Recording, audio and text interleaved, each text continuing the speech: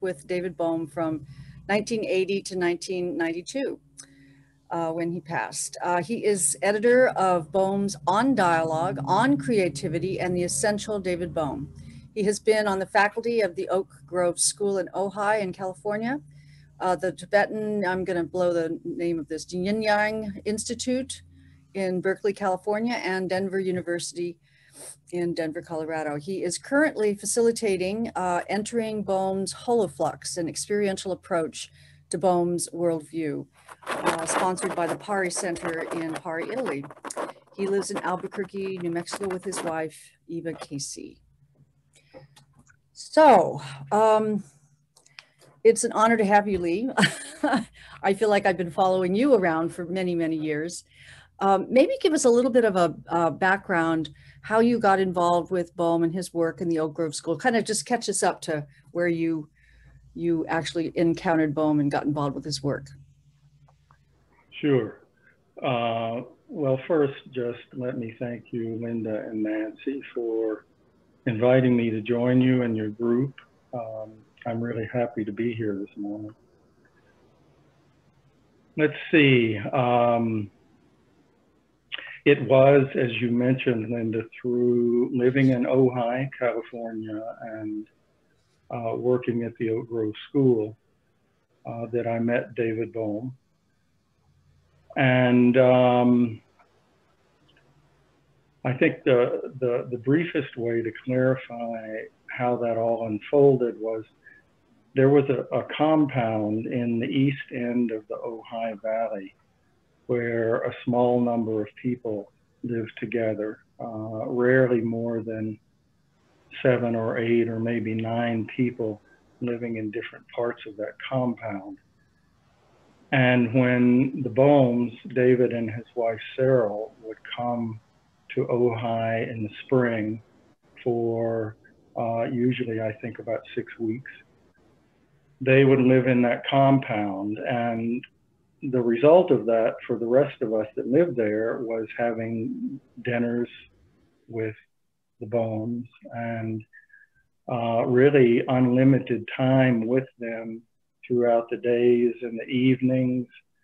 So this went on year after year after year up until the time that David passed in 1992. So as you can imagine, that really allowed for a great deal of informal, lengthy, in-depth conversations about whatever was interesting to David at that phase of his life. And it was a really rich, astonishing opportunity. I'm still plumbing the depths of all of the things that were brought out. In fact, just 3 or 4 days ago, I found some old transcripts that have never been published from some of those conversations. So maybe one day they'll see the light of day. But, you know, Bohm's mind, his imagination, his probing was really vast in so many directions. And as I said, even today, I'm still trying to understand and drop into so much of what he offered to so many of us during those early years and even toward the end of his life as well. So that's sort of the context there. Did you come, Lee, with a background in philosophy or any of the many fields that Bohm had covered? You know, I really didn't. Mainly, I was interested in the things that he was interested in, but not in a formal way. And I think it's worth pointing out that what mattered to him in engaging with people, whether it was groups or individuals, was the sincerity of their interest. He wasn't concerned about people's backgrounds and whether they had degrees.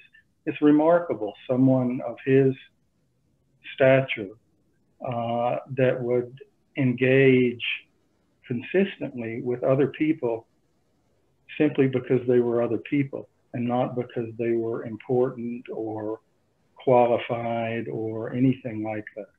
Really Right. very humble individual. Yes, yes, yes. So you really got to hear a lot of his informal talk all the time when he was there. Yes, and participate in it, you know, to probe him and ask him to clarify things that he would run through very quickly because he'd been thinking about them.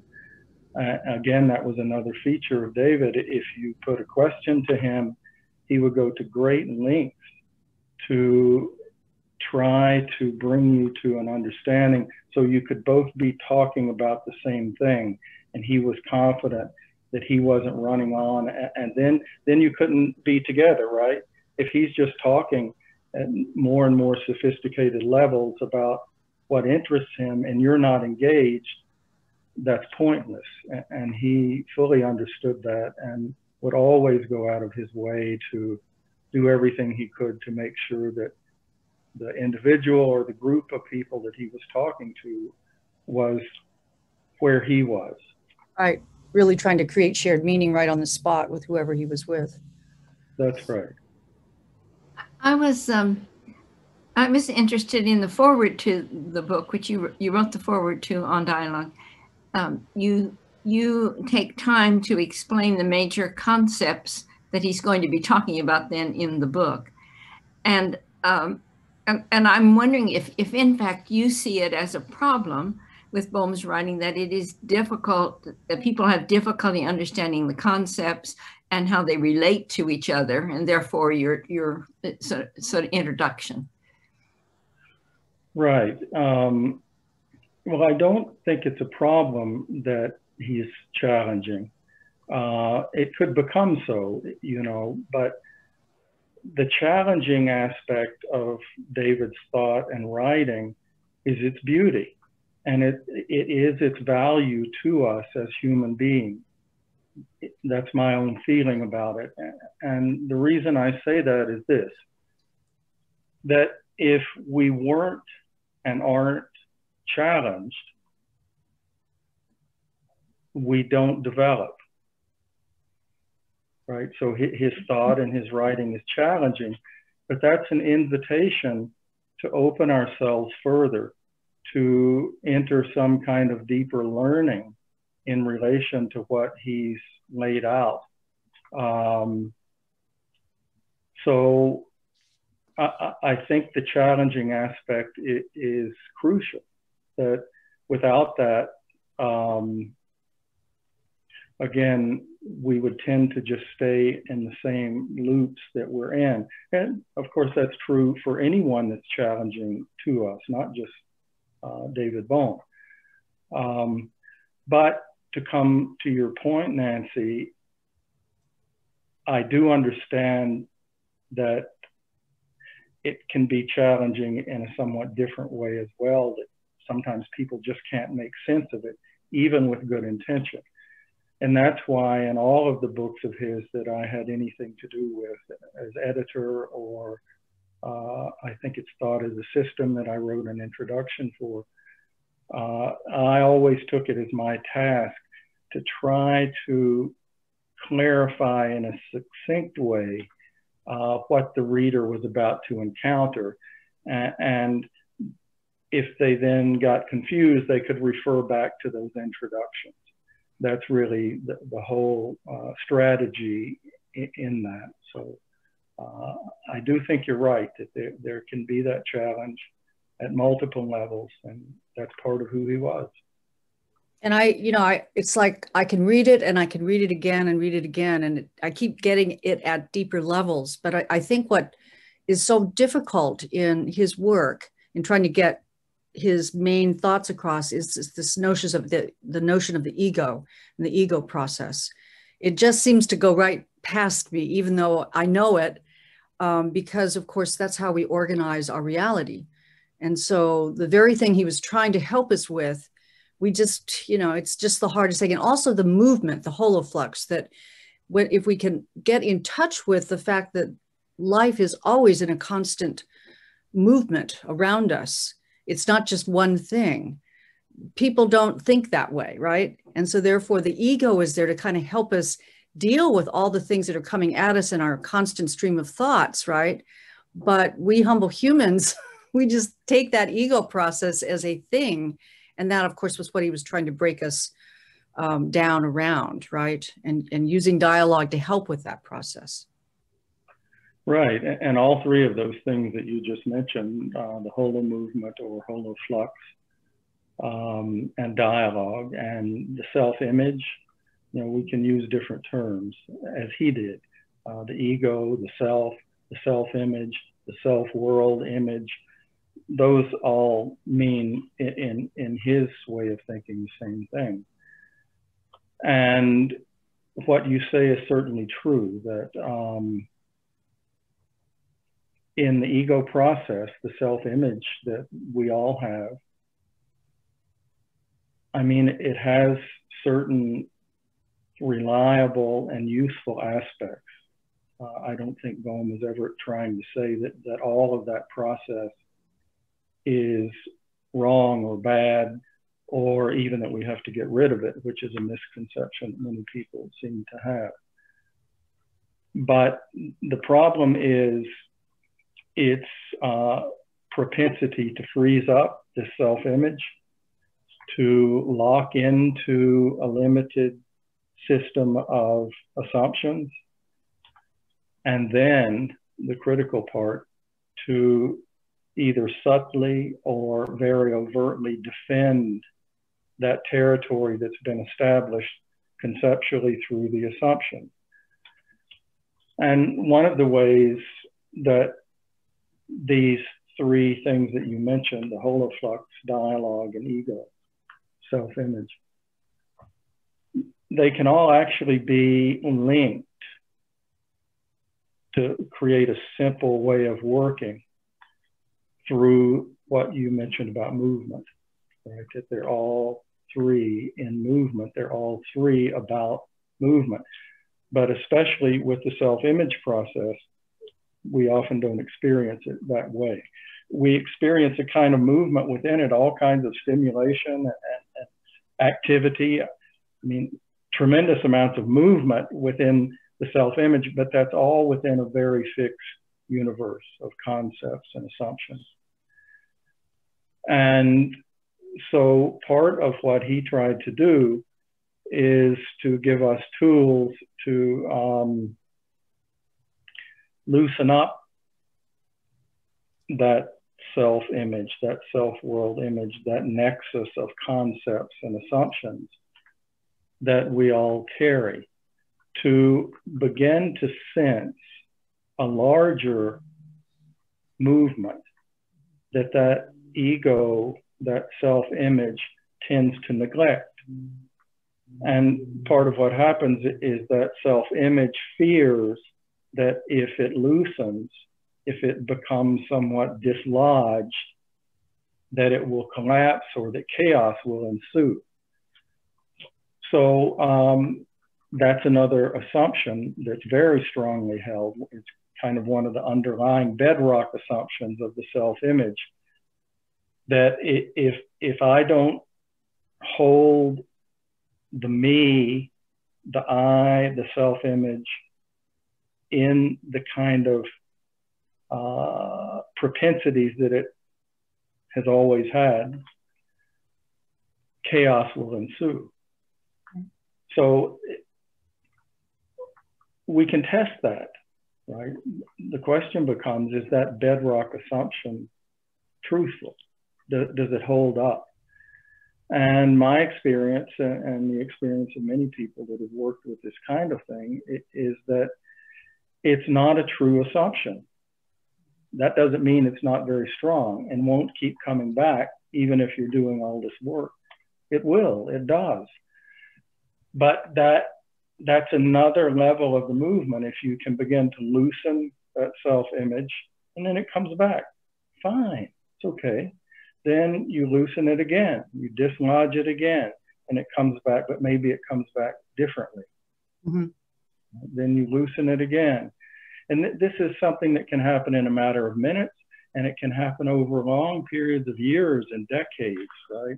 all these cycles of working with this, in a certain way, they're outside of time, and we don't need to try to succeed at doing this, entering these different movements, you know, like some kind of task. It's not like that at all. It's much more soft and fluid than that kind of feeling that, unfortunately, because of cultural training, many of us bring that task orientation to this work. And it's not only unnecessary, but it gets in the way. But that's okay too, if we can see that and that it's getting in the way, right? Oh, I'm trying to fix this, I'm trying to be good at this. Right. Then we're learning something. And that's what really matters, that all the while we're allowing things to move and seeing what shows up. Yeah. And you spoke about three things, one of which was the holoflux, and that's not a term that before I read your work, I was aware of. So would you say a little bit about that? Just explain if you can, and how it fits with those three, the self-image and so forth that you've said are the three concepts. Right. So the term holoflux is something that Bohm used as an alternative to another term, which was holo movement. And the term holo movement it's what you'll find generally throughout all of his work. He toyed with this alternate term, holoflux, because he felt that it actually gave a better indication of what he was trying to get at. And I'll say a little bit more about the larger kind of definition in his way of thinking of holo movement. But with holoflux, what he was trying to indicate is that the movement part of holo movement is not from one place to another. It's a different order of movement that's not sequential and going. It may have sequential subsets, but this notion of flux is a completely order of both time and space and movement, all of those. And in his marvelous, very revealing interviews with Renee Weber, which are in a book called The Holographic Paradigm, I think it is, edited by Ken Wilber. That book is still available in used copies, I think, very readily. He gives throughout those very lengthy and substantial interviews with Renee Weber great images of what holo movement and holoflux mean. So let me just try to say a little bit about that. I think the best way to do that is to bring in the basic notion of implicate order. So Bobby, if you could put up that image, not of the books, but the other image that has, let's see what we've got. Yes, thank you. So I'll try to make this short. And if I make it too short and there are people that are further interested, then later today, we could take some questions or comments about it. So forgive me if I go through it too rapidly.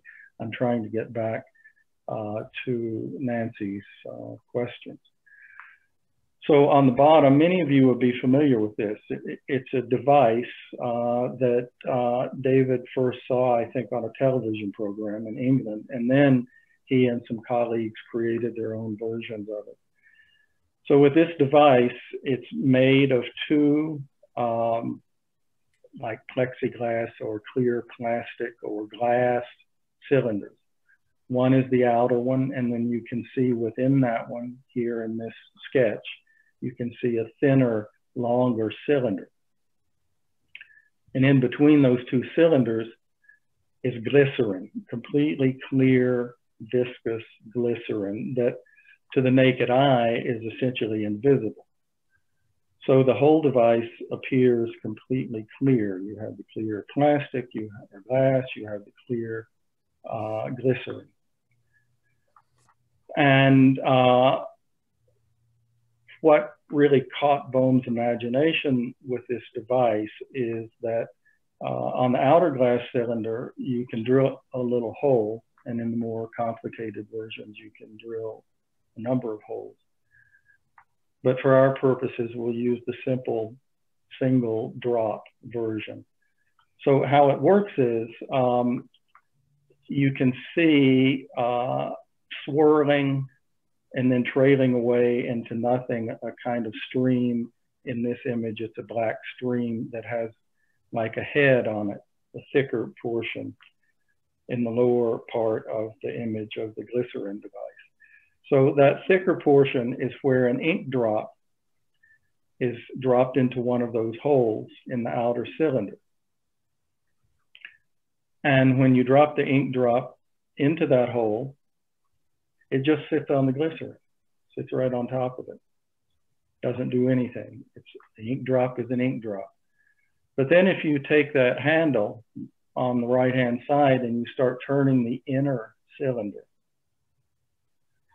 way down deep inside that glycerin, it starts to turn because it's viscous.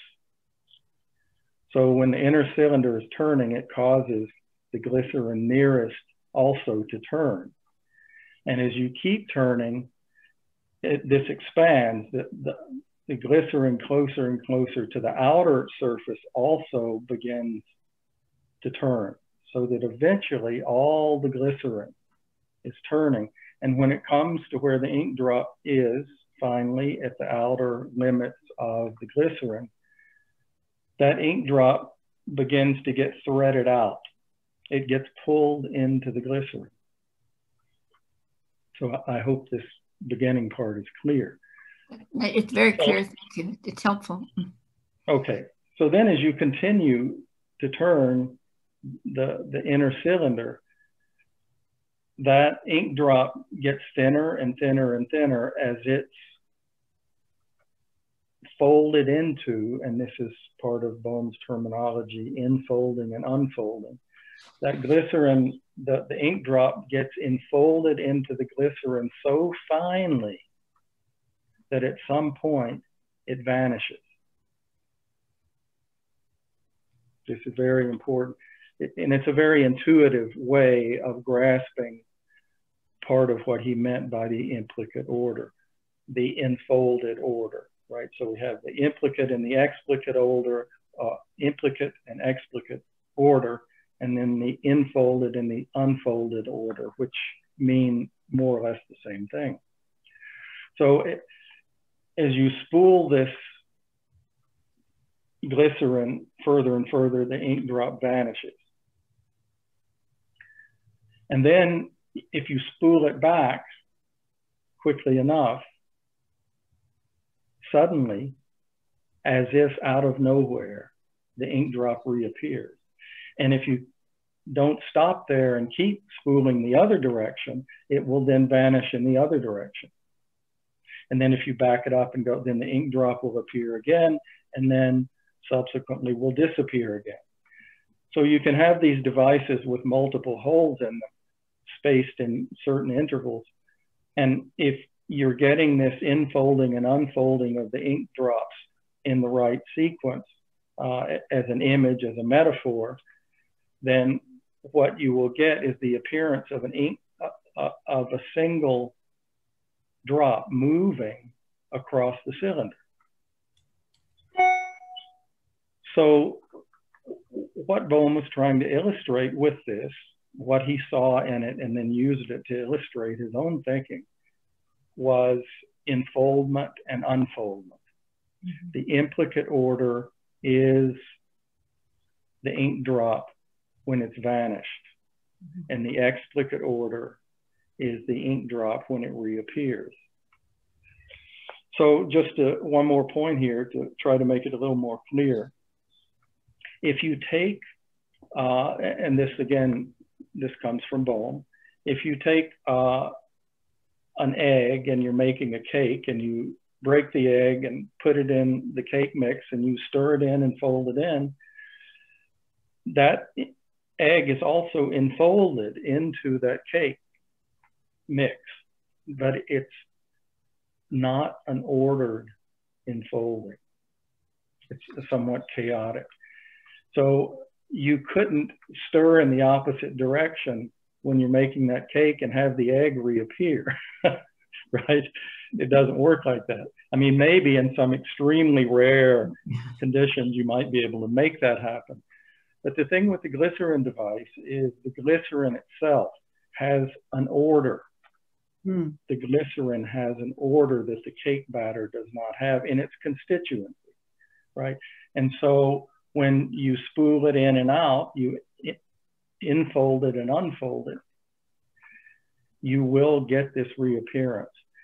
And so Bohm said all of reality as we know it works on a principle similar to this.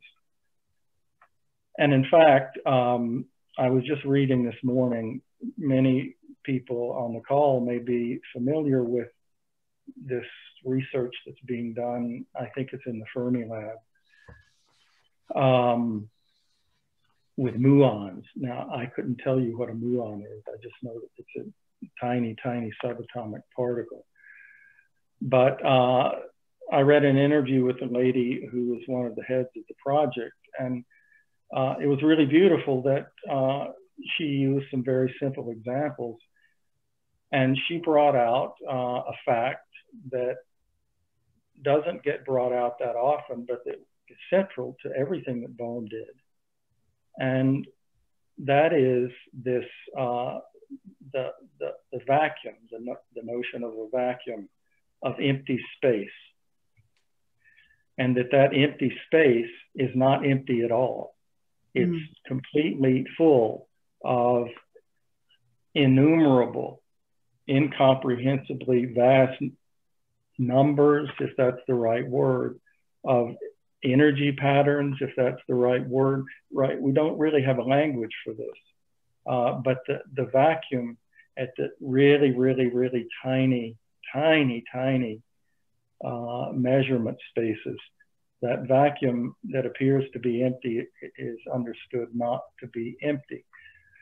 So that would be the analogy for the glycerin, right? That what appears to be empty actually has some order in it and all kinds of energy and structure within it that we can't quite get to and understand. So what is it that causes a particle that makes the bones, part of what makes the bones in my body appear to begin with and then keep appearing rather than falling apart, right?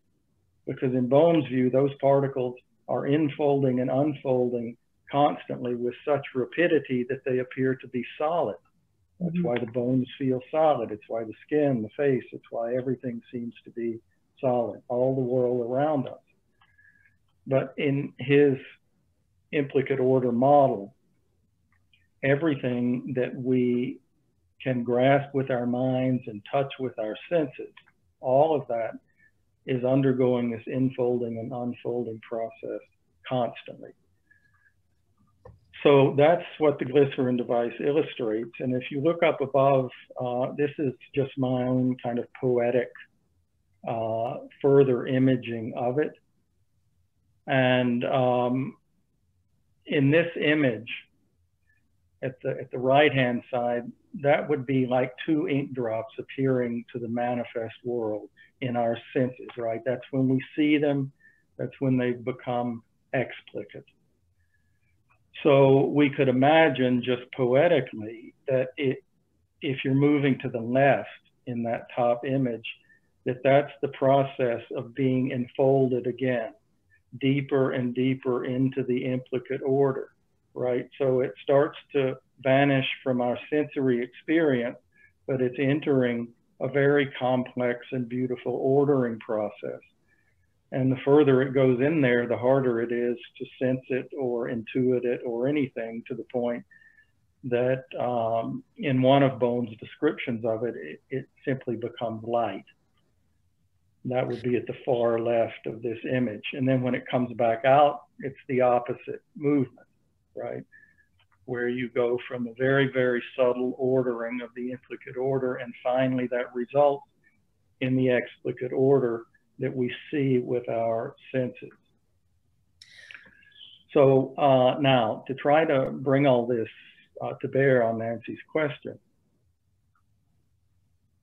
this is one way of thinking about one single implicate order, which is the implicate order of the ink drop, or the implicate order of a subatomic particle that helps to make up the bones in your body. You can think anything and everything in Bohm's view can be framed like this. So it's clear that in every one of these cases, there's tremendous movement involved. It's all movement. There appears to be stopping, but there's never really a stopping. Everything is always in this flux. So this is where, Nancy, the issue of holoflux comes in. And what David was intending to bring out with holoflux is this incredibly subtle domain, for lack of a better term. He was skeptical of putting too strong a definition even on his own use of the words holoflux, holo movement. He was very clear that in the end, it's not definable, but we can play with it. We can experiment, we can have images, we can contemplatively consider it. So the holoflux, the holo movement, is what all of the myriad implicate orders in the entire cosmos are carried by. That's the term that he used. The holoflux is not only all of those implicate orders and explicate orders, it's all of them and the movement that in some way they ride within and upon, right? So it's not a really, really, really highly definable concept, but it's critical because it contains the two or three things that really define his work in this regard. One is movement, as we've discussed. One is this implicate-explicate process, and the other is the holonomic or holographic principle. So when you put all of those together, that latter being that the whole is contained in all of the parts, and all of the parts are in the whole, and the whole is not reducible to the parts. When you put all of those together, you have the holoflux, or the holo movement. So that's a long answer to a simple question. I hope not too long, and I hope not too short. But if you sort of get the flavor of these things, then it's much easier to have a fuller, appropriate feeling for what Bohm was trying to get at with dialogue. Yeah. So I think I'll pause there, having said a great deal, and see if there's anything that needs clarification, or if we want to move on to something else. Well, I might jump in to just say that I think what you just said in my mind is sort of his worldview, which is it's in some sense easy to understand. What's not easy, I think, is for groups exploring dialogue to fully grasp that dialogue isn't necessarily just about sharing of meanings per se, but his deeper reason I put to you as a question, I guess, was to use the dialogue as a way of helping us understand the insubstantial aspects of our ego process, right? That we think, I think you quote in that article, I love this part about the thought God. You talk about what if we could see that that really the feeling of me is a product rather than the source of my thoughts, right? We don't see that, but perhaps using dialogue as a vehicle to help with that, knowing that the holoflux is there, we can start to grasp that, and it starts to free us to see more of the infinity of nature around us, and more of the options available to us. Quite right, yes. So two things there that are worth looking at carefully. One is really the larger intentions of Bohm's dialogue. And I think it's really valuable to recognize what those intentions were. And it's very easy and understandable because there's so many versions of dialogue that circulate in the world. And I've yet to encounter one that's not valuable, depending on the circumstances, right? You have to kind of attune different dialogue processes to different circumstances. But any version of dialogue that is anywhere close to what that word means, all of those are useful and potentially powerful and very helpful to human beings. So in that broader context, it's important to recognize that Bohm's hope for dialogue was that it would be a kind of throughway for what he called the three aspects of the human being: the individual, the collective, and the cosmic. And so much of what's happened with Bohmian dialogue over the years, it shaves away the difficult ends of that spectrum, right? It shaves away the cosmic because people feel, what in the hell are we supposed to do with that, right?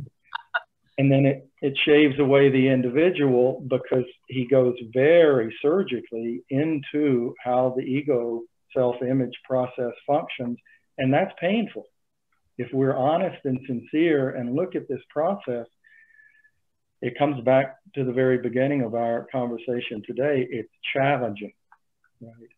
It's very challenging to begin to understand the degree of power that these automatic concepts and assumptions have over the quality of my life. So what we end up with when we shave away the challenges of the self-world image and we shave away the vastness of the cosmos from Bohm's vision of dialogue, we're left with the bandwidth or a spectrum that's really very little different from many other kinds of dialogue. And as I said, this is not to say that it's better, Bohm's is better than those. But why even work or emphasize Bohmian dialogue if we're going to reduce it to the same as other methodologies that are out there? So, yes, Linda, you've put your finger on something that's always been very close to my heart, which is to, whenever possible, try to be clear that Bohm was talking about really an enormous spectrum of human experience and not just how we can have better conversations or shared meaning. That's certainly a part of it. Absolutely it is. But if we limit it to that, we have really left behind and discarded the genius of David Bohm. Did you want to show those two book covers just to show the, yeah. Yeah, that might be useful, Bobby, if you could put those two images up. Thank you for that. Yeah, I think this would be a good time to show them. Right, so this image here, this is from the Routledge Classics edition of On Dialogue, which was subsequent to the first original edition, also from Routledge. I was shocked when this edition came out. I wrote the foreword for the book, the introduction, and for this version, I asked Peter Singay to also write a preface, which he was kind enough to do. But when the book was released, this edition, I was shocked with the cover, with this knife and fork. You know, what is it happening with the knife and fork? And the only thing, you know, that I've ever been able to glean or come up with or hypothesize about is it indicates a dinner table, right? People are sitting down together at a table having a nice meal, and they're talking, as we love to do, this conviviality that we have over meals. And so there's a suggestion of a kind of polite conversation, you know, very civilized. This is the knife and fork are really emblematic of civilization in that regard, and further kind of hewing to the dictates of civilization. That's how I read this. That's how I read what the person at Routledge who designed this cover was thinking. Now, I could be wrong, obviously, but it's something related to that, I feel quite sure. And consequently, I was very taken aback by the implications of the cover. So if we could see the other cover now.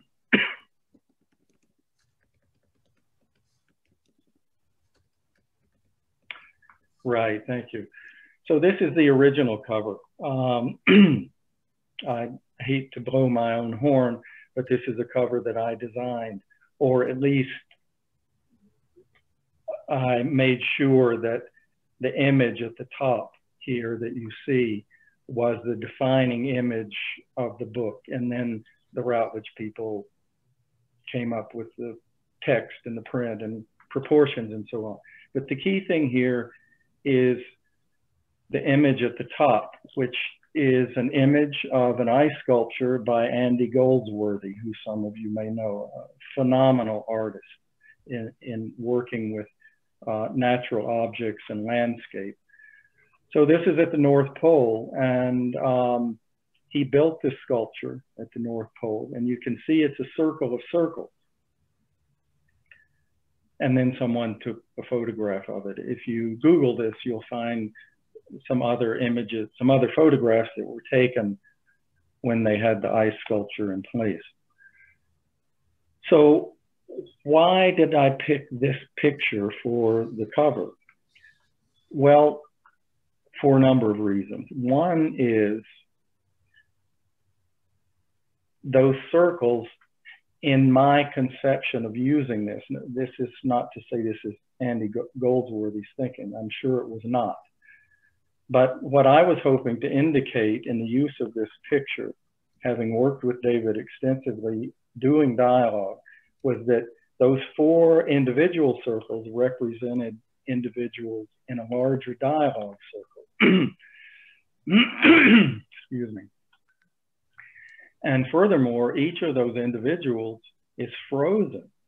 Each of those individuals is locked up and frozen in their self-world image, but not so locked up that they're unwilling to come together in a dialogue, right? So there's possibility here. Even though the whole landscape is frozen, these four people, which could be the 15 to 40 people that Bohm talked about, or it could be just four, whatever the number is, these four individuals are emblematic of all the individuals that are inspired to come together in dialogue, knowing somehow, either consciously or unconsciously, that they're frozen and they need to regain more fluidity in their life. So that's one piece of what's intended here. The other piece is really much larger than that, and that is the wildness that really is, if you get beyond the frame of the photograph here, you know, you're in the North Pole. A polar bear could show up, right? Mm-hmm. A blizzard could appear at any moment. There's danger. It's wild. There's a certain feral nature to this process that's not limited to the dictates and the rules and the regulations of society. In fact, its intention is to bring those to the surface. And that's including the self-world image. You see, in David's view, one of the deepest dictates of society is A, that we have a self-image, and B, that we defend it at all costs, right? So all of that in a Bohmian dialogue, the intention is to bring that out and see that we're all together caught in this process of self-image individually and self-image collectively. It's both, and then they reinforce one another. I'm going to stop you for just a minute, because we're getting close to the time when we want to move into groups, but Bobby can't create the groups at the same time that the image is up. So I'm going to ask her to take the image down now, if she will, yeah, and bring us back. And we probably have another 5 minutes, Lee, so we can stay on that subject, or we can move on to the embodied awareness topic, if that's, what you're thinking would be about where we ought to go in this last. We'll come back to you and you'll have more time, but for right now, is there anything else you want to say for about 5 minutes before people move into the small groups to think together about what you've said? Yes, just to wrap up what we were talking about now, that I find it interesting that when even Bohm's publisher was designing a new edition to the book on dialogue, the same phenomenon appears that appears with so many of us who have been interested in Bohm's dialogue, and that is shaving away the challenging parts and coming to that much more comprehensible and comfortable middle indicated by that knife and fork, right? Rather than this really revolutionary, radical, and at some level, in quotes, dangerous process, dangerous to our self-image, dangerous to the constraints of society. That really is built into Bohmian dialogue. It's very clear if you give it any serious attention and study what he's had to say about it. So, right, it's important that we see how strong that propensity is to not look at the whole of what he meant by dialogue. So wouldn't you say, just a very quick comment about just our world today, that if David Bohm were still with us, he would probably wouldn't be shocked at how social media has created even more fragmentation, right, of thought, right? He would probably say, well, it was almost predicted. But I think that's why dialogue is going through such a renaissance these days, because it's just so needed as we encounter each other in these little mini subcultures that our social media has all captured us in. We're kind of frozen in.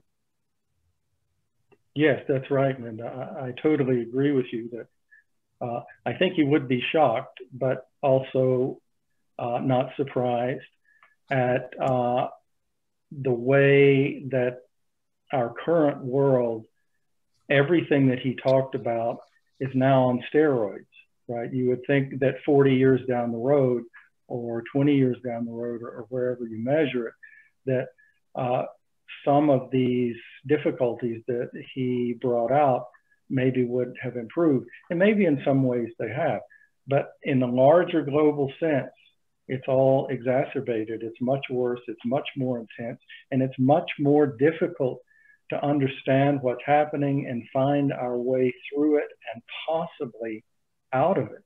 It's become harder to do that. And so I think, yes, if people come across different versions of dialogue, including Bohm's, there's a sense that maybe we can shift the trajectory of being profoundly manipulated and dominated by social media and digital technology, and having those technologies amplify the self-image, right? That's part of what's happening. So seeing that, seeing those challenges, again, the challenges, we come back to whether or not dialogue can help us with that. And I'm going to, I want to mention before Bobby puts this in our small groups that several interviews ago, we interviewed Hugh Pigeon, and we watched videos that he had made. And one of those videos was about the work of Andy Goldworthy. So we saw that work, and we saw the sculptures and him making it. And it's so many of us have experienced that, which I'm appreciative of that opportunity. Yes, that's great. He's wonderful. Yes. So I'll ask Bobby now to put us in small groups for about 20 minutes, if you will, Bobby. And then when people come back, they may have questions more. I'm sure they'll have more questions for you, Lee, but they may also have comments on what you've said and their understanding, which will be quite useful. Great. All right, great. Thank you.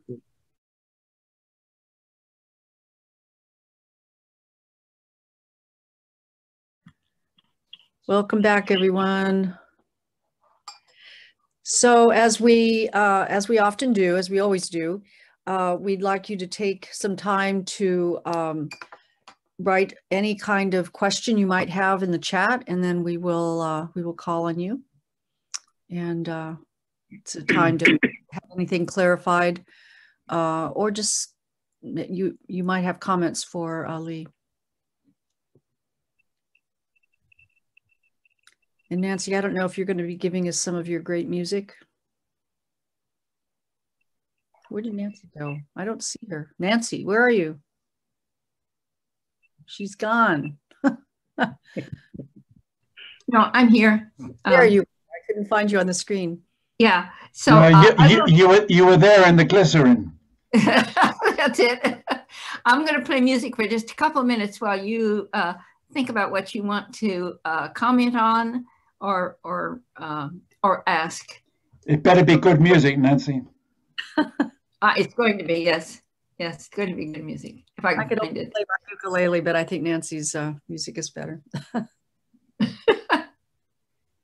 Maybe someday I'll do that.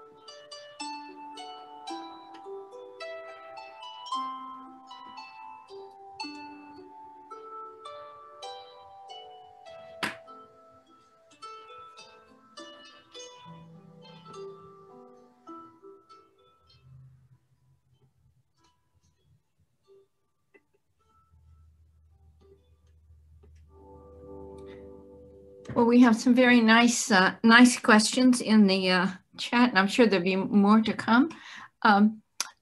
Let me start with Renee and ask her if she would ask her question. Thanks. Well, I was very taken, Lee, with your article, the chapter. And I just wonder if you could now comment on the three concepts of ego, embodied awareness, and meaning, vis-a-vis how they are a part of this exploration of implicate-explicate order. Right. So ego, embodied awareness, and shared meaning. Maybe the most useful to begin with is the embodied experience, because this is the part that often gets either minimized or completely left out of Bohmian dialogue, when in fact it's central to it. So in Bohm's view, shared meaning is somatic as well as conceptual, right? It flows through our bodies as well as through our thoughts and our concepts and our images.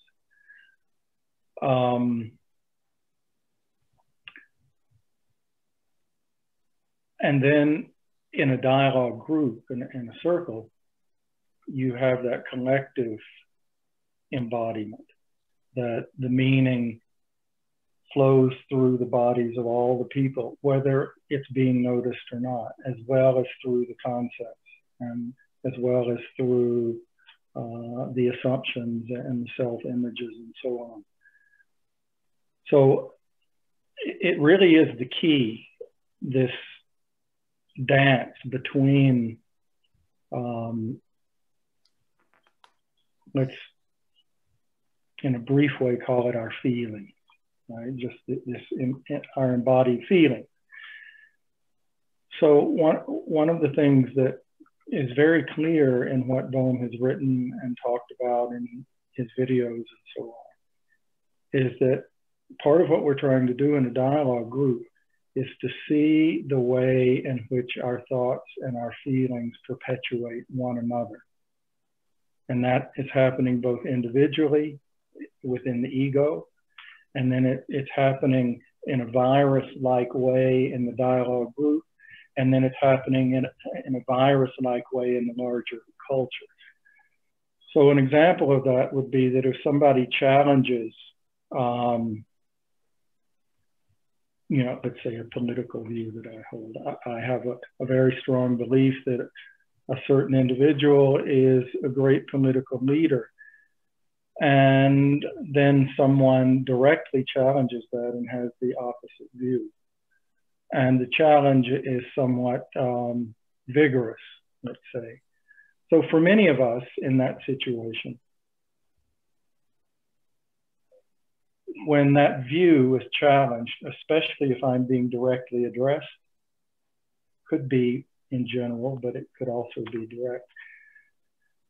What often tends to happen is this typical fight or flight mechanism gets turned on. My heart starts to beat faster and my muscles tense up and all these symptoms show up.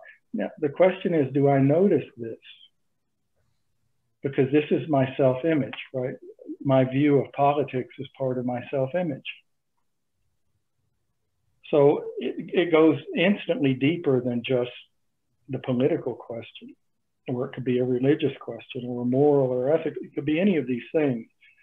But I'm getting a signal in my embodied being that something is being threatened when the heart starts beating faster. And the question is, will I pay attention to that? And Bohm said, if you're interested to do dialogue in the way that I'm interested to do it, you really must pay attention to it. You must pay attention to the way that your concepts and your assumptions trigger your emotions. And then when those emotions and feelings are triggered, they then serve to confirm those thoughts. Says to the thoughts, yes, because I feel this so strongly, it must be true. Now, this may not ever come to the surface of one's consciousness. And so part of dialogue is to see that linkage and to bring it to the surface, and then to see that we're all caught in that. We can act like we're not caught in it.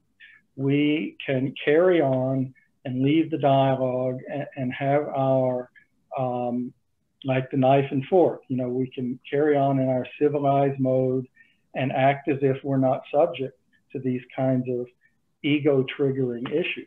We, in fact, can become very skillful at covering all that over. But in a Bohmian dialogue, we need to look at this looping of thinking and feeling and the way that that is connected to the self-image, the way, in fact, it constitutes and sustains the self-image. And just one other piece that I would like to add to that. A big part of what David was trying to get at, along with all the other things we've talked about today, is, you know, one of his dearest friends, colleagues, was Krishnamurti. And Krishnamurti used this phrase over and over and over again, the stream of sorrow of humanity. And David used different terminology for that, but the meaning comes to the same thing, that David also felt that there is this river of sorrow that goes all the way back through human history. And this sorrow manifests both in embodiment and in concepts and in self-images, all of it together. And so the dialogue is far, far more than just adjusting my self-image or listening closely to what other people have to say, which is a good and important thing to do. But it's really about, in part, making contact with this river of sorrow that we're all swimming in. That's part of our embodiment. And if we can look at that together and recognize together and see how it's working together, we will have gone a long way toward understanding and embodying what Bohm meant by dialogue. Keys, your question dealt with the body image. Did you get your question answered, or do you have some other aspect of that question you'd like to pose for? Yeah, I wrote to. It was already partly answered by what Lee just said. So one way that that the body is functioning in the dialogue is that you become aware how it is part of the whole thought system. And so my question is there also a way that the body, like there is we can have more awareness around how this is functioning. Is there also a way that the body can be helpful in becoming more aware of our thought system? And what ways would you use them in Bohmian dialogue? Right. Yeah, well, I think in my experience, the answer to that is yes, that the body can be very helpful in that regard. And in fact, in lieu of attuning to the body, you really only stay at the surface of Bohmian dialogue. So then how does that work? Well, this gets into the question of proprioception, which is one of the key features that Bohm used to try to get deeper into this whole territory. So proprioception, as we typically understand it, it's very simple. If I have something itching on the back of my neck, I don't have to get a mirror and look and guide my finger to where it is, right? I can go right to it. The body knows. And similarly, walking up and down steps, I don't have to look at every step unless they're uneven, and then I do. So the body has this built-in awareness to regulate itself and to keep a certain kind of homeostasis. So Bohm was saying we don't have that capacity currently with the body and the whole organism finding ongoing homeostatic balance with regard to thinking, right?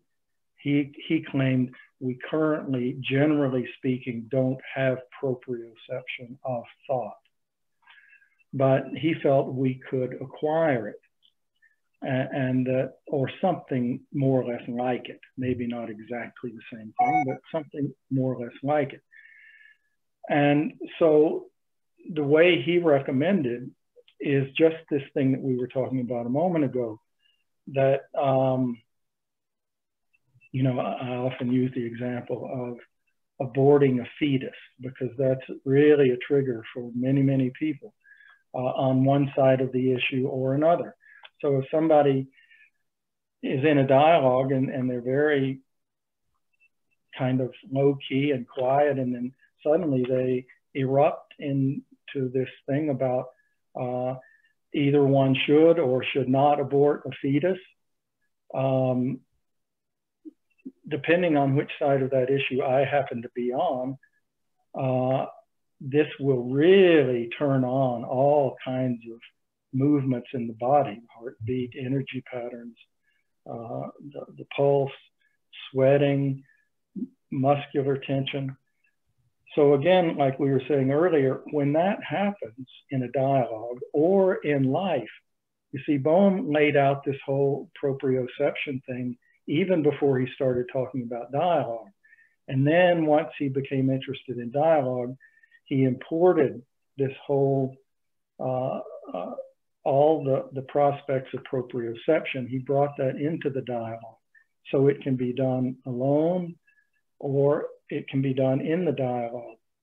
The key is, I normally don't pay attention to these charges in the body.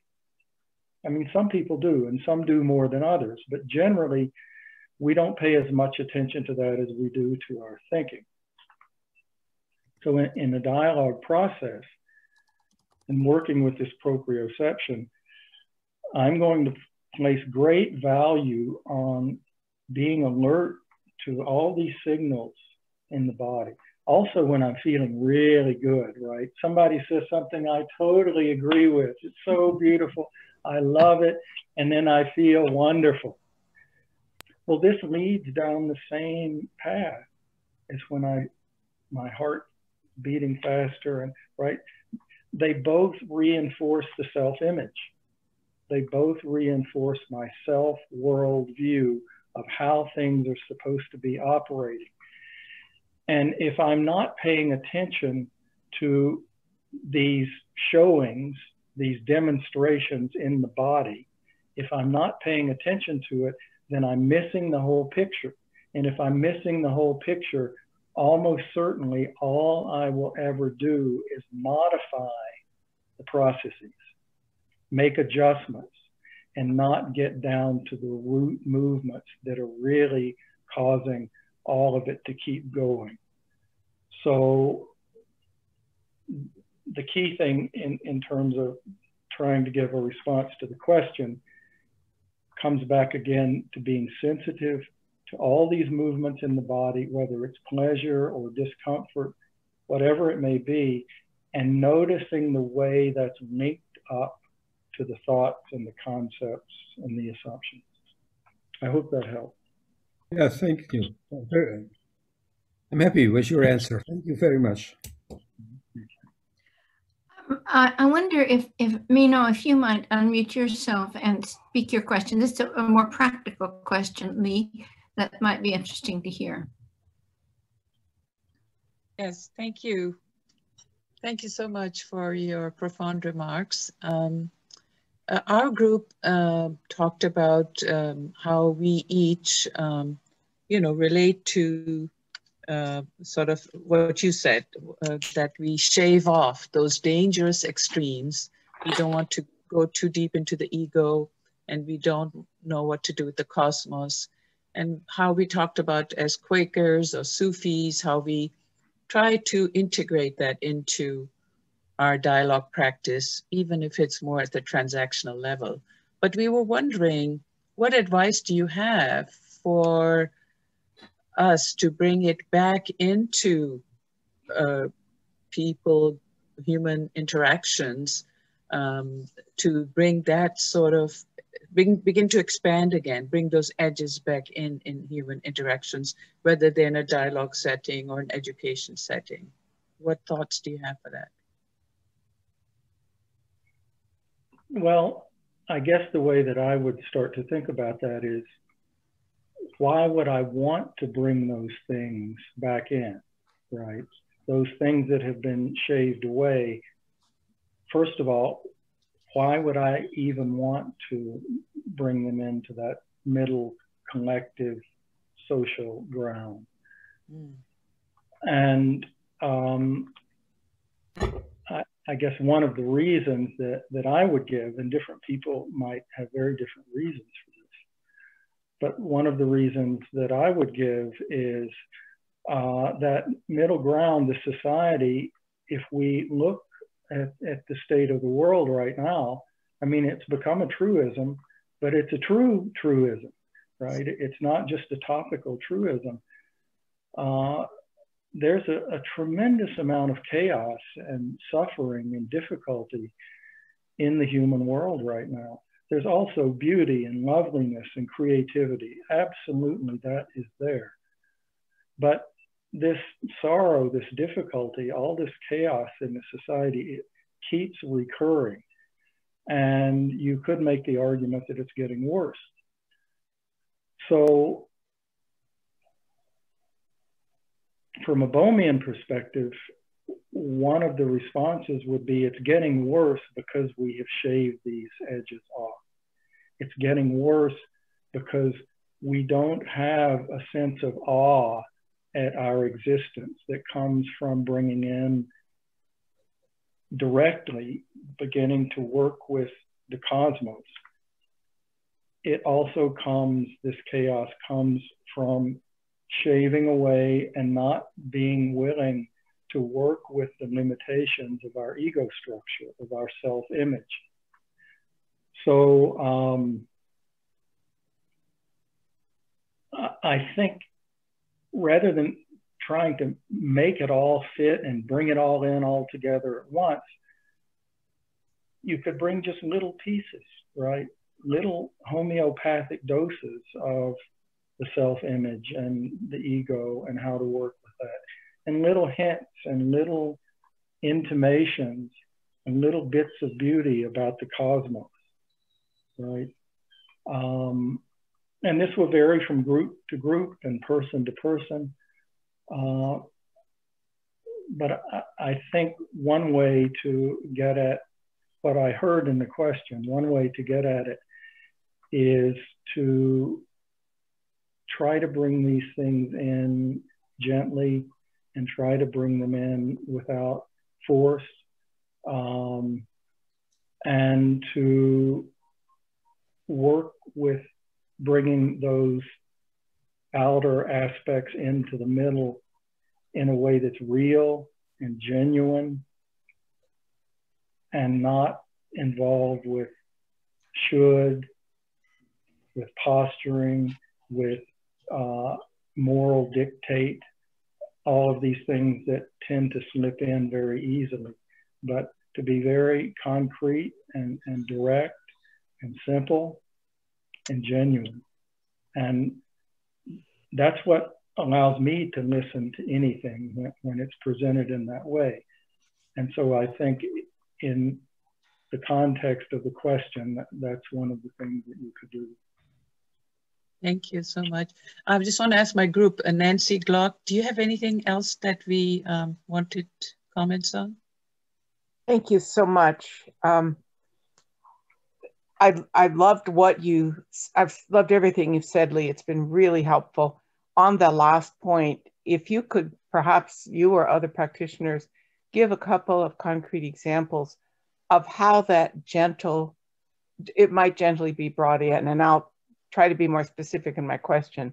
Might it be either a matter of a query put back to the group or to an individual? Might it be a comment in responding, reflecting upon, let's say, the cosmos or the ego in a very small, not threatening way? Might it be in the way the group process was set up in the first place? Let's say interpersonal storytelling with an invitation for people to reflect upon what relationship they have with the transcendent or something. Some concrete examples of how to bring it in gently would be really helpful. Well, you've just given a lot of concrete examples. Yeah, but I'm not a practitioner. I'm not a Bohmian practitioner. And I don't know exactly how it works. So maybe even a couple of stories, maybe some stories of your experience with that would really address it if there's time for that. Well, when you first put your question, you also invited other practitioners to comment, and I'm happy to yield to anything that anyone else will bring in. But a couple of thoughts up front. Of course, in a Bohmian dialogue, strictly speaking, in quote, strictly speaking, we wouldn't begin that with interpersonal storytelling, not as part of an advanced design, right? Then we would have some different kind of dialogue if we were doing that, which might take us into great places. But as much as possible, when we start a Bohmian dialogue, we don't come with a front-loaded question, either for the whole group or as much as possible, we don't even do that individually. So in the moment when we convene, at that moment, we see what is going to happen, what the group can talk about. But having said that,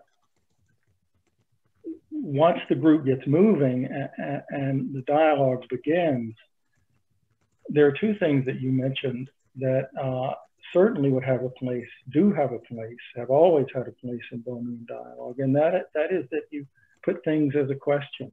You raise a question about something, and that question of the questions raises an interesting question.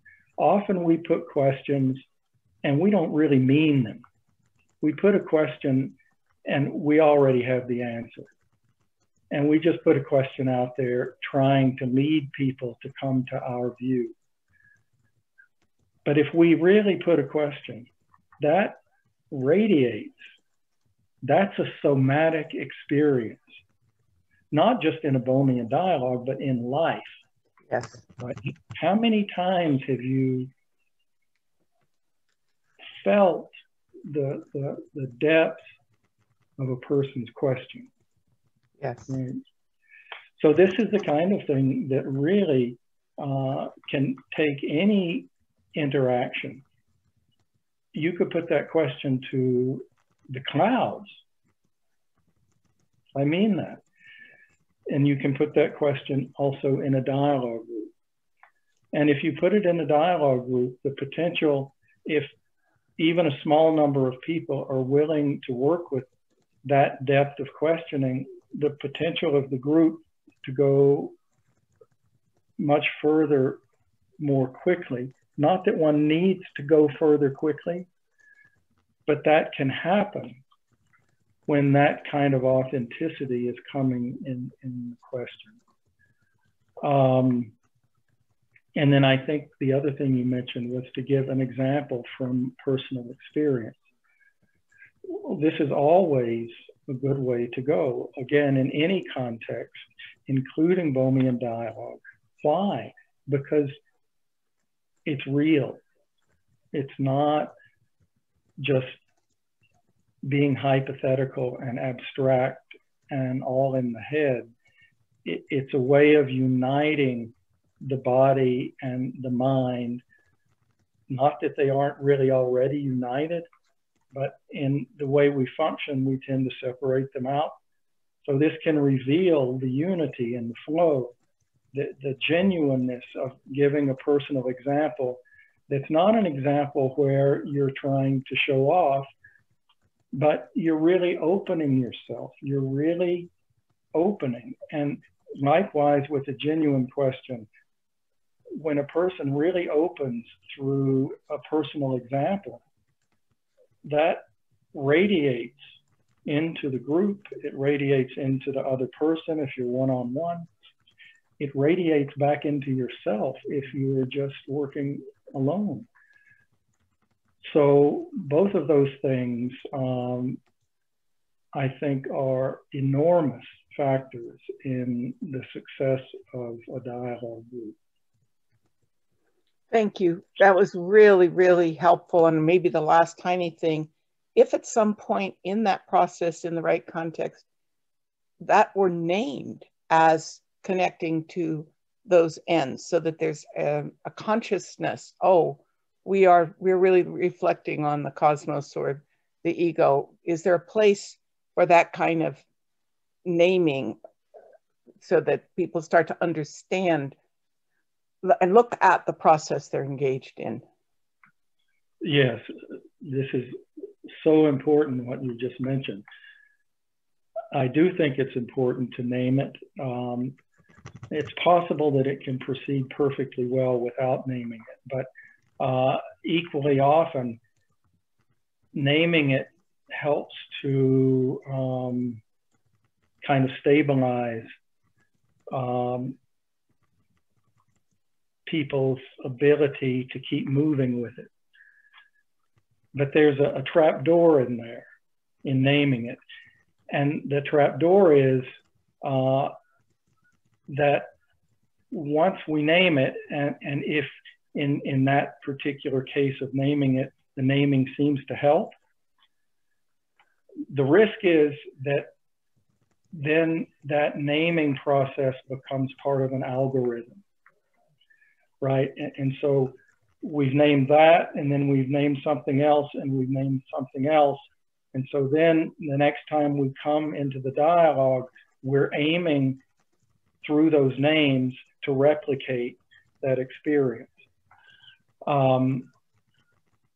And I think there's some little cracks in there where if you're very careful about this naming, it can help and further the whole process. But it's good to be alert to the way that naming can turn into a pattern that one wants to replicate. So it can go both ways. Thank you very, very much. So there are so many good questions right now that are in the chat that we're not going to have time for, but I am going to turn it over right now to Linda to introduce the speaker next time, and then we'll come back and give you a chance to verbally speak your thanks or to Lee. So Linda. Well, I'm very happy that Sandra Janoff has joined us today, and she has accepted our invitation to be our next interviewee in June. It's going to be June 25th, 9 to 11 PDT time. I'll let you translate that to whatever time zone you're in. Sandra is, of course, one of the founders of Future Search. Many of us know that process, and it's been around, I guess, since the early 90s, and it's led to so many wonderful things, and we've just re-encountered each other, and there's such complementariness between dialogue and Future Search. So Sandra, say a little bit about your work and what you'll be focused on. Well, hello everybody. Thank you, Lee. I really appreciated everything that you shared, and thank you to my small group. It's interesting. I feel like my work, my professional life is very connected to what you do, and very much on the opposite side of the spectrum. I related to David Bohm in the conceptual or the theoretical sense early on, because I'm a psychologist as well as a consultant, and I was running group psychotherapy groups with a systems perspective. And one of the things that I learned to enable people to do, which is this beautiful phrase from Ivan Agazarian, which is to explore rather than explain. And that was a lovely way to differentiate how to discover what is beneath, and we use the word ego here, beneath the surface of your feelings and thoughts into the discovery of what is there. And so I resonated completely with the sensibility and the themes of David Bohm's work. And let me also share that right here on my computer monitor is a post-it that has some words that David Bohm spoke in an interview that that mean a lot to me, because someone asked him, an interviewer asked him about the word believe or belief. Does every one of you know this? And he said that the word believe comes from the German root lieb, or to love. The idea you believe in is beloved. So that's here because what is beloved to me is applying Bohm and many other thinkers to what Marv Weisbord and I created or co-developed, which is a set of principles and a methodology that enables a diverse group of people to discover. And that's the whole body of dialogue. So to discover what they aspire to, that they share, and then as in a vision and then translate that to action.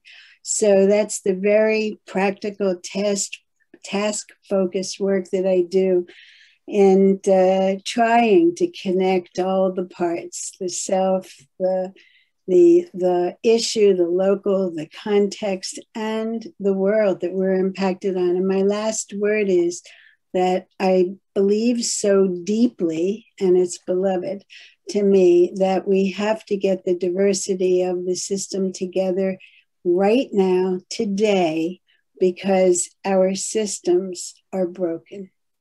So I end on that depressing note. Thanks, Sandra. That was beautiful. Well, we look forward to seeing you next month. So now is just a time to say anything you would like to. You can open up your mics. Feedback is wonderful. Anything you'd like to say to Lee, or any lingering question, reflections? We have just a few minutes. We'll try to call on you if you wave your hand, or just if you can also just speak it.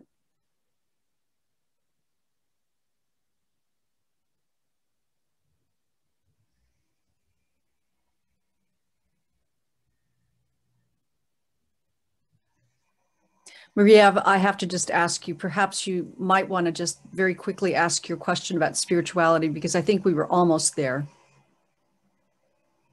That might be a good way to end. You're on mute.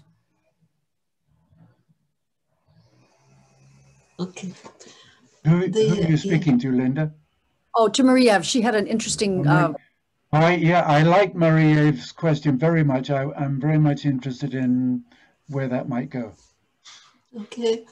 At the beginning of your presentation, Lee, you mentioned that the dialogue is to understand the unsubstantial nature of the ego, and somehow I believe that it is certainly one of the intent. But I heard Bohm talk about also helping the great minds of our time to work together so that they find solutions to human problems. I think, and without being too glued to the theory they proposed themselves. So there was work on the ego, but I think he had a spiritual goal, but he had also a collective goal for a better world. Isn't that true? Oh yes, all three. The spiritual goal, that's the cosmic. A collective goal, and that's the dialogue process, and then also working with the ego. So the emphasis on the ego really, I think, is coming from a paper that I wrote many years ago, and I do fully stand by everything in that paper. But the full picture, as I understand it, of Bohmian dialogue is all three of those, right? The cosmic, the collective, and the individual. And it's when we get to the individual that we encounter these blockages, these self-images, the fixed assumptions.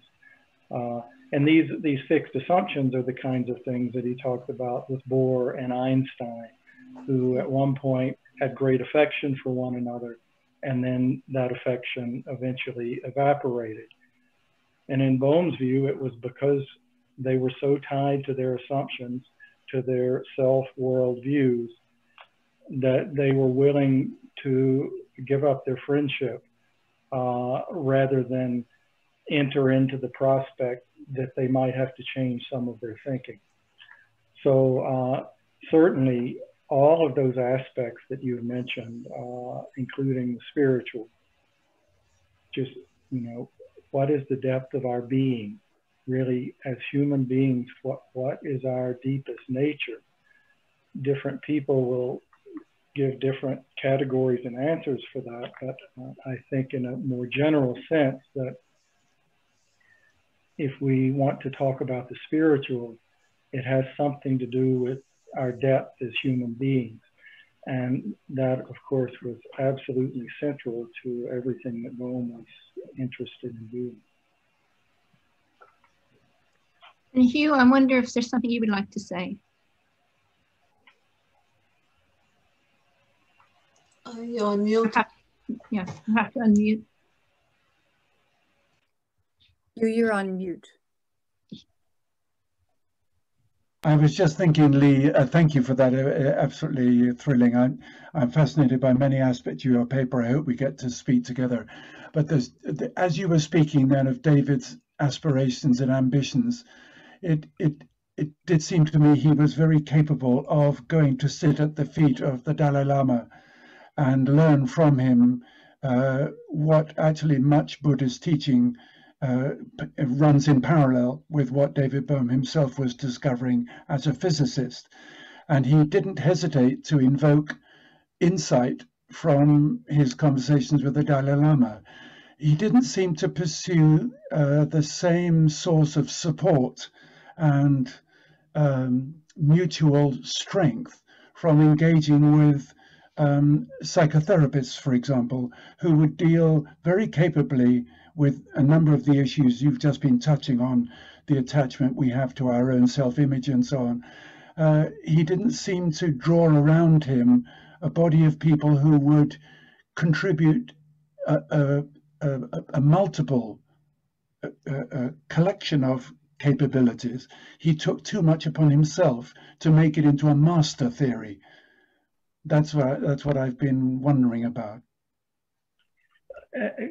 Could you just say a little bit more what you mean that he took it upon himself to make it into a master theory? Well, he was drawn, and I think probably he wanted to touch, he wanted everything to come together as a unified whole. And that included having a unified theory of everything, including human psychology, our attachment, our vulnerability to suffering, the causes of suffering, the nature of suffering. That's why he went to sit with the Dalai Lama on that subject. He was into so much that the impact on many people is bewildering in its scope. And one of the consequences is that an organization like the Academy of Professional Dialogue ends up reducing so much of it, because there's so much of it, into models and simple step-by-step procedures which people can implement in a practical setting, which is very helpful in that setting. But what I think I've been missing is how, in what you said, is that sometimes what did you say? You spoke about the sense of awe in our existence. When I have been in the presence of David Bohm, that is to say, I've been sitting with his work, sometimes I glimpse how awe-inspiring. I mean, and in that state, my response to people around me is altered. And I think the inspiration of what he was pointing to was coming from the other end of a spectrum, from how to regulate the psyche of the individual and the social constraints of collective discourse. That's at the other end of the spectrum, regulating behavior. And I sometimes David Bohm expected people to be in awe of what he himself saw, and I don't think we give enough attention to amplifying that which inspires awe to such an extent that we hesitate in the cavalier way we are prepared to trash the planet in pursuit of wealth and ambition, for example. If we were more awe-inspired, we would hesitate to do that. So it's that end of the spectrum. I think his wonderful teaching, his most wonderful teaching for me, is as a physicist rather than as a psychologist. I think I'd rather he had left the psychology to psychologists. They do it better than him, and actually knew what to do. He had no idea what to do. So I would be interested in your comment on that. Yes, thank you for all that. One piece, let's take the awe, the sense of awe. Yeah. And that's related to, you know, what he was indicating by the cosmic aspect of the human being. And then if we take your point about the master theory, and I got much more clear when you said a unified theory, that he was after a unified theory. And I think a theory that in some way itself embodied wholeness, or something approximated wholeness. I think that's very much the case. But to go along with that, he was also very clear that he was not ever trying to make a complete theory, right? These are different.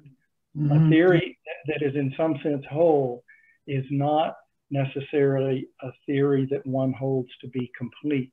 No, absolutely. Yes, he was a scientist after all. Right, and so there are many things that he left open, and he was very fertile to the input of other people. And I think especially this question of the cosmic nature of the human being, because we tend to shy away from it, that is a wonderful area. And if he were here, I feel he would agree with this. That's a wonderful area for us to move further than what he did so far, right? He didn't try to pin that down or define it or make it complete. He left it in many respects as a vast open question. What is the cosmic nature of the human being? And he meant that both deadly seriously and with great love and warmth, all of it together. So in that way, I think we can approach Bohm's picture making, his theory making, as a perpetual attempt to embody some degree of wholeness without ever trying to close it off into something that's finished. So that's probably the best place to leave this, because we're unfortunately out of time, but it's the perfect place to leave it because it is an open-ended process, and we could go on, I'm sure, for days on this subject of what was Bohm trying to do. And it is open-ended. We're all working with many of his ideas, and they're so profound. So Lee, thank you so much for spending this time with us.